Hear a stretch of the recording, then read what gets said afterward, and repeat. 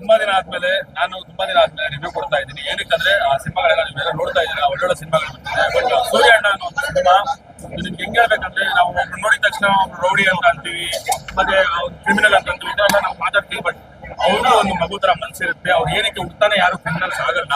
So ಯಾವ ತರ ಏನು ಅಂತ ಅಂದ್ರೆ ಪ್ರತಿಯೊಂದು ಸಮಾಜದಲ್ಲಿ ನಡೀತಿರುವಂತ ಪ್ರತಿಯೊಂದು ತುಂಬಾ ಚೆನ್ನಾಗಿ ತೋರಿಸ್ಕೊಂಡಿದ್ದಾರೆ. ಯಾರು ಕೆಟ್ಟವ್ರು ಆಗ್ತಿದ್ದಾರೆ ಅಂತ ಆಫ್ಟರ್ ಲಾಂಗ್ ಟೈಮ್ ತುಂಬಾ ಒಂದು ಒಳ್ಳೆಯ ಸಂದೇಶ.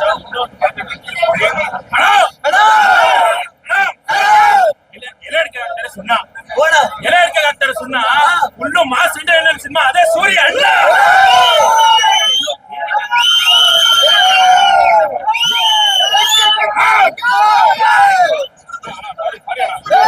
ಸಿನಿಮಾದಲ್ಲಿ ಹೈಲೈಟ್ ಏನಂದ್ರೆ ಮಾಸ್ ಮಸಾಲಾ ಸೀನ್ಸ್ಗಳು, ಪ್ರತಿಯೊಂದು ಶಾಟ್ ನಿಮ್ಗೆ ಗೊತ್ತಾಗ್ತಿರುತ್ತೆ. ಅದು ಒಂಥರ ನಮ್ಗೆ ರೋಷ ಬಂದ್ಬಿಡುತ್ತೆ. ನೋಡಿ ತಪ್ಪು